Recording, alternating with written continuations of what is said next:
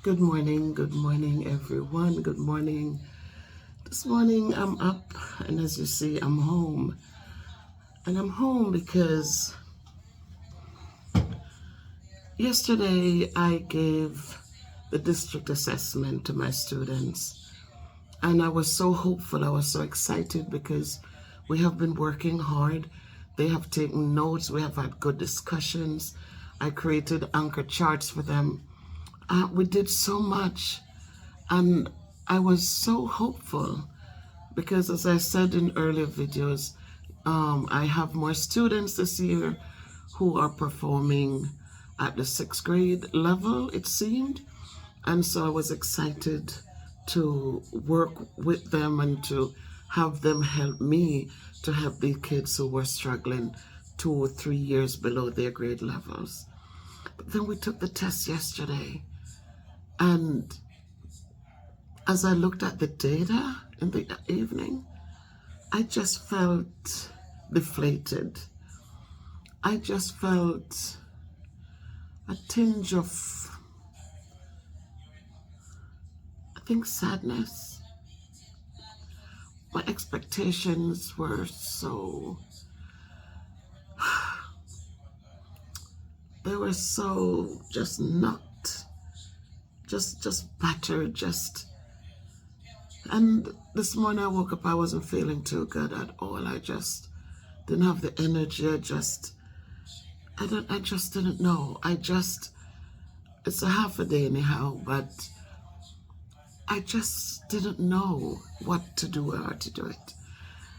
And I know I'm a praying woman. I'm very spiritual, but I'm just being honest. I just didn't know. And so I reached out my children. Everybody was saying good morning, hope all is well, da, da, da. And I mentioned that I'm home today.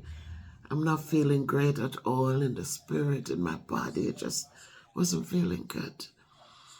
And then as the thread continues, I spoke about the assessment yesterday and how surprised I was that more kids didn't reach the mark.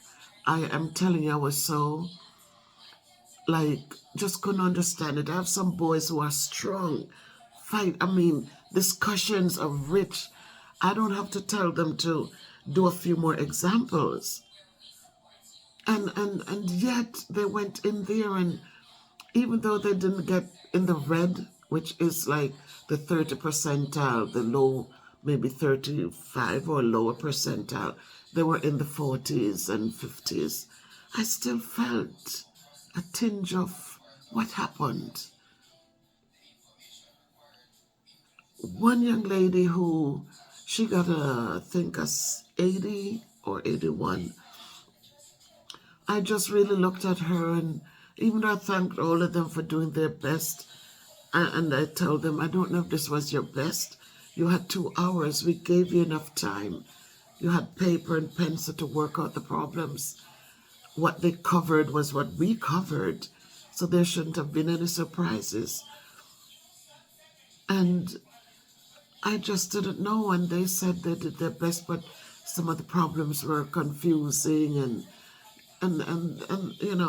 but we worked on that and to guide them and to help them understand that these stories are not even necessary. Just look for the operation to solve the problem and the quantities that are given to solve the problem. We worked on the vocabulary. What operation goes with difference or sum or the quotient of or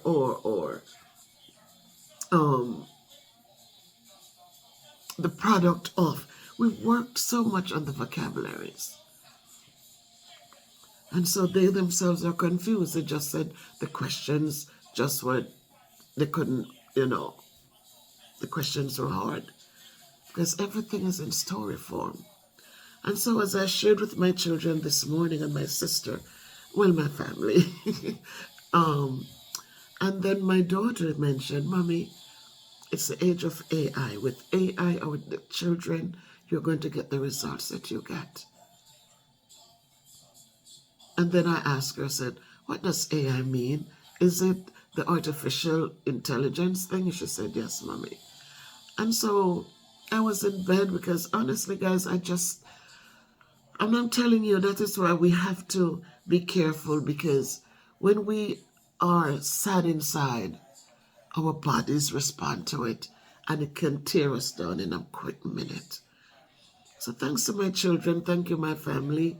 My sister was on the chat, my niece, and thank you, because closed mouths never get fed. We have to open our mouths, and when we open our mouths and speak, then somebody hears us and understand what we are saying, and in turn will offer some support or say something that connects to what you're confused about or what you're asking. And right then and there, we find that we can go out and do some research and figure out some things. So right now, when I'm finished this video and I'm finished it and I post it, I'm going to send an email to the director of mathematics, because what I find is that it is true that AI is shaping the world we live in today. And we have to change the way we are doing things in order for us to get much out of our children. We have to change it. These assessments that are just the same old word problems, all these words surrounding one little problem, which is confusing our kids, and which I did the video, which I talked about how reading is important to support mathematics. But it's not only that. We have to work with what's going on around us. We cannot be stagnant here and thinking, oh, somebody's going to wait for us. Japan and China, and they're way ahead in the race, because for them, it's creating the things needed to keep up with what's going on. So when we talk about AI, we know that it's artificial intelligence. And now they're saying that that is on the rise, because when we look, we know it's taking over the future. We, in the inner cities, our children that we're teaching that are not learning, they're not grasping anything, they're not retaining anything, no matter you teach it, they're not retaining it. We have to start understanding that they need to start learning how to code. They need to start learning robotics, or even getting the proper technology foundations in order for them to get on these bandwagons. We see in many places that AI is taking over jobs, right? They're taking over jobs that used to be filled by like the people in our communities.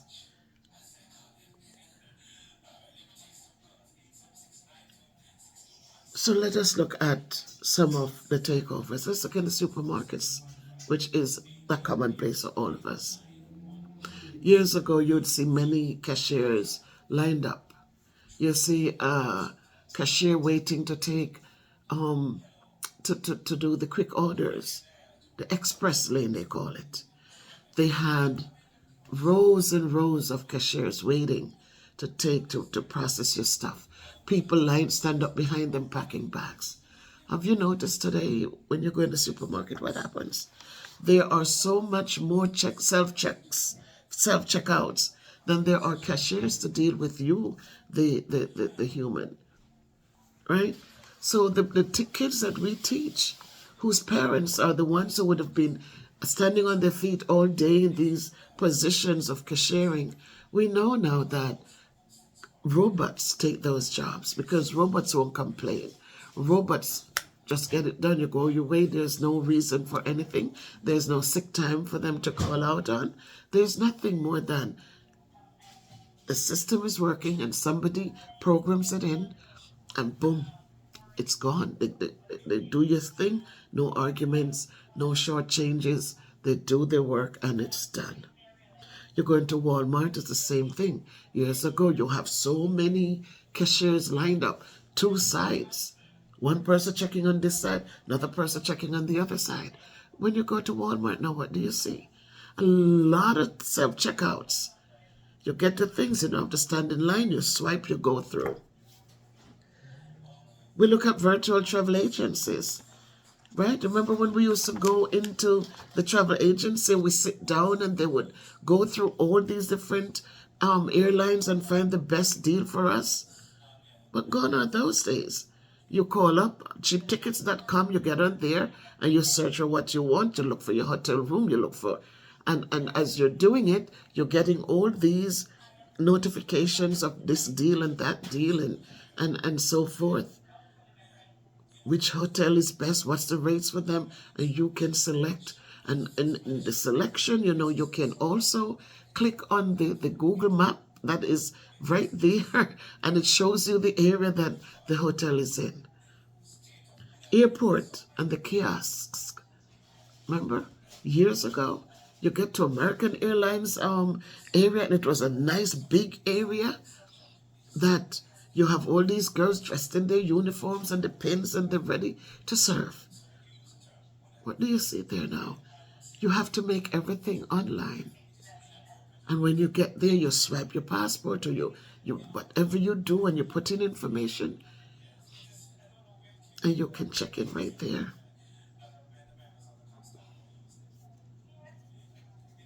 Check in right there. Then let's look at the healthcare management. What do we know about healthcare management today?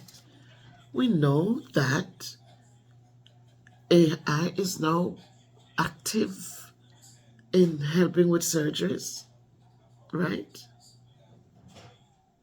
They also helps to protect people's information. They prevent unnecessary hospital visits, because now you can speak to somebody. You can speak to a robot and it asks you questions. And from the questions, it collects your data. And from that data, you can get the service that you need. So when you have minor aches and pain, sicknesses, etc., they can be analyzed and recommendations are made, prescriptions are filled, and payments collected right here without you moving, getting dressed to go into a doctor's office. So AI is involved in everything, my people. And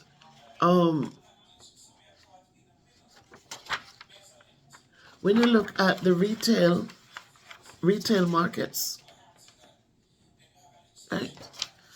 When we look at the retail markets, you get online and you buy something. I got on BJ's, and when I do my order and I pay, when I go back on at the end of the month again to do another bulk shopping, I see suggestions, all these suggestions, your banana, your strawberries, your water, everything. I just need to click again. I just need to click again and it's in my thing. So they watch you when you go on and when you do your shopping, right? They watch you everywhere you navigate. You hear them telling you, oh, we use cookies and for this and that. AI you've been watched in everything you do. So as soon you look at a shirt, boom, all these pop-ups showing you similar things. If you had purchased something, all these similar dresses or this or that, and everybody is pushing. So gone are the days when you have to go out there in a store and you're looking for colors and you're picking out something and you're looking for specific things. Gone are those days, because you don't even go look for it online. You log on and just and as soon as they're sending things on your phone. They're sending things wherever they can target you. It's just coming at you. Mortgage companies. How is AI involved in mortgage companies? Well, just know that mortgage companies, they track and process using AI, right? So it allows lenders to make decisions because they're tracking you, tracking your mortgage, they're tracking the process, and they're cutting jobs because they don't need a human being to tell you, to give you the information that they can program in a robot and it passes it on to you. So far you've seen so many areas that AI has really been involved in our lives. And in all these cases, we know that jobs got cut, right? So our children sitting down and we're forcing them to learn these things, and where are they going to use it? We need to take a different approach and start helping the kids to learn how to use the computers effectively so they can compete. Children in China and Japan, they're not sitting down there. They're as young, 8 years old, they're over there helping to put robots together, helping to program the robots that we are buying to get rid of jobs. Why not help the children to become more marketable? Teach them the skills they need so they can help to program the robots. You look at these car companies, these car manufacturers. What are they using? They're cutting back on humans and they're using their robots. Robots can lift more. Robots not calling out sick, right? Robots are not going to sue them if they get damaged on the job. Robots can complete so much more and go much faster than any human beings can. So again, more job cuts. Instead of having 20, all they need is maybe 5. And we just need people to maintain these robots and do the little things that the robots won't be able to do. But they are creating these robots, or they have already created many of these robots, which they're picking up stuff, putting it into place. Zing, zing, zing, zing, zing, zing. And they're moving and they're putting things. No complaints, no lunch break. They just go. No bathroom breaks. They just go. Then let's look at Amazon. Amazon is the biggest online e-commerce or biggest online marketing space, right? How do they move their goods so quickly? How did they become this thing? So grand, so great, right? Warehouse robots. The warehouse robots are there, moving items, boom, boom, boom, sorting and shipping products quick and fast.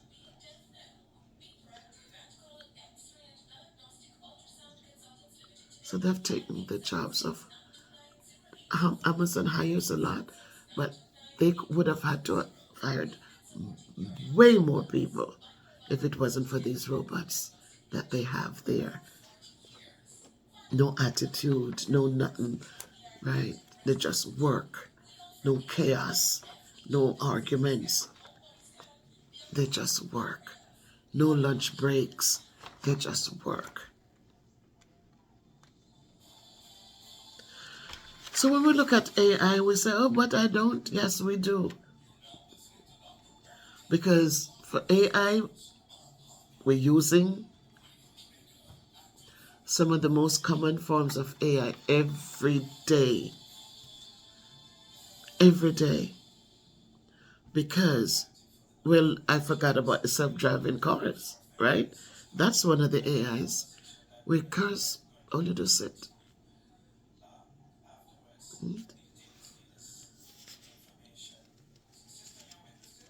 So, with these AI cars, we know that, again, people are calling out sick from injuries on the job or other personal reasons, right? Kids, childcare, don't have anybody to do my kid. oh, the weather is bad, I can't come to work. They don't have those problems with artificial intelligence running robots, right? You don't have, um, well, the arguments and the talkbacks. We don't have traffic issues because the robots is already on the job, right? And so today we have the issues that we have because children are not interested. Robots are teaching children different languages. So maybe soon teachers will be extinct, right? We have robots now that are vacuums that they need no human assistance to clean floors, right? We have the Miser robots, which are flipping, right? No, sorry, the Miser robot, and they call it Flippy. And this Flippy can help with frying foods. Flippy also have systems to help with filling coffee cups and filling drink orders. You see how many jobs are going to be just gone? Not because they don't need humans. They're not paying. They pay a big amount for these robots, and they just pay to maintain them. But the amount of work that will be done, it's easier to maintain the robot than hire a human being. So as I was saying that a lot of us say, oh, well, I don't use AI. Yes, we all do. Alexa, turn on the lights, Alexa. That's AI intelligence. That's an assistant. Play my favorite song, Alexa. All these things we use. Siri finds your AirPods, right? Set your timers and reminders, making calls for you, telling you when bills need to be paid, setting your alarms, setting all these things. Those are AI assistants. Microsoft, reminders of meetings, emails of follow-up, right? Every time the AP or the principal sets up a meeting or something, or even the other staff members, or a team meeting, boom, boom, boom, tomorrow morning you get up. There's your reminder coming in. Sixth grade team meeting at such and such a time, right? Later yesterday when we got up, staff meeting at such and such a time. Interim assessment, sixth grade at this time to this time. Everything, it's through AI, it's artificial intelligence. You type it in an email thing and it bumps, it reminds you, comes up, keeps coming back. My daughter showed me how to put things on my calendar on my phone. So when the mortgage is due, I got my thing, mortgage to be paid, right? All the bills I put in when I need to pay them, and here everything just keeps coming back. So gone are the days when you used to remember your birthdays and everybody's birthday. Nowadays, if you put it on the calendar, boom, it just comes up. For me, who wasn't using the calendar, it was tough. I had to tell my kids, hey, listen, don't leave me out in the room. When the birthdays come, please remind me that I need to send a card or send a thing and to call and say happy birthday. Because I forget. I don't sit down and remember those things anymore. I know they showed me how to put them on the calendar, and the calendar reminds me.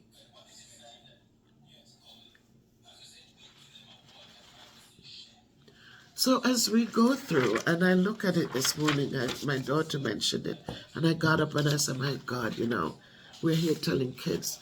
Our kids don't need to know. They sit in the classroom and they want to know the time. And there's a big clock on the wall. But nobody takes the time to teach to read them anymore. They're coming by the desk to peek on the clock on the phone instead of just looking up at the big clock on the wall. And I talked to them about, where the lines are between each of them. It's an hour, and between each of the little ticks of 5 minutes, 60 seconds to each minute, and it's 60 minutes to get to the whole big hour.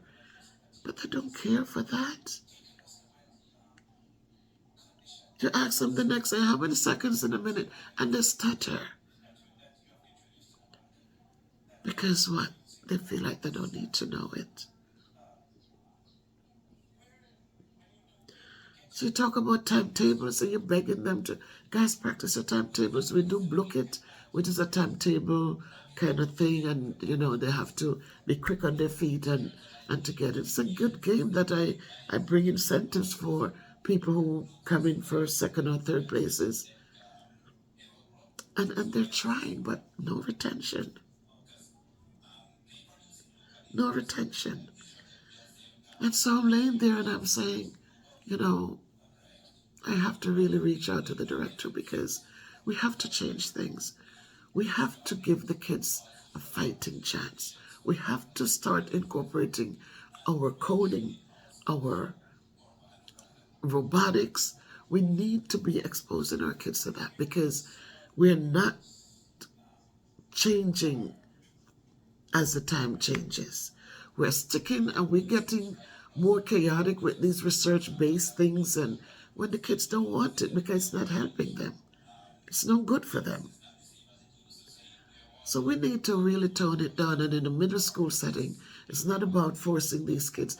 Teach the kids arithmetic so they can code something. How many steps, how many whatever before it makes a left or makes a right, whatever it is we need to do. We need to start teaching them those things and give them a fighting chance. Because artificial intelligence is real.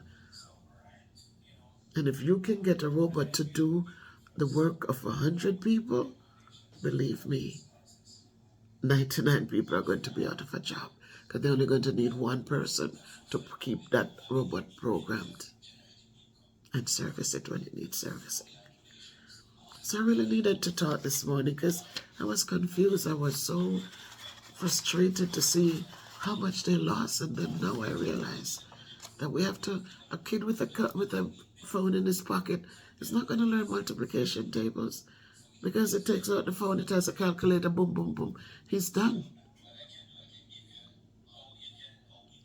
So we have to realize that. And I look at my scores. I don't know what the 7th grade teacher got for his scores. He tested yesterday. But then we look at the district scores for 6th grade, and it wasn't better. So you can't tell me that so many of us don't know what we're teaching. The district doesn't have a whole thing of green and a few red. The district had 3/4 red. About another whatever was brown or orange. A little bit of that and a little tad at the top. A little line of blue.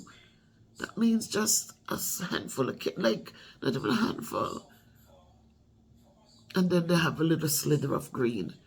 So that means it couldn't be just the teachers. It has to be something else. And I think that something else is that we have to get up with the times. Stop forcing these kids to memorize these things because they're not retaining a darn thing. They need to be doing hands-on things because that's what they like. They like to get in and play games. Give them hands-on things and teach it to them as they do the games that they love. They gotta know how to program computers. They have to know how to maintain these things. They have to learn how. And so, my friends, if you have young children, please start exposing them because this way of just doing things, not a lot of kids want to become nurses and doctors and lawyers and teachers because soon we're going to have robots programmed that they're going in to the courthouses to represent cases. You're going to have people programming them to go in and you will only win if you can own a robot with a good argument, I guess.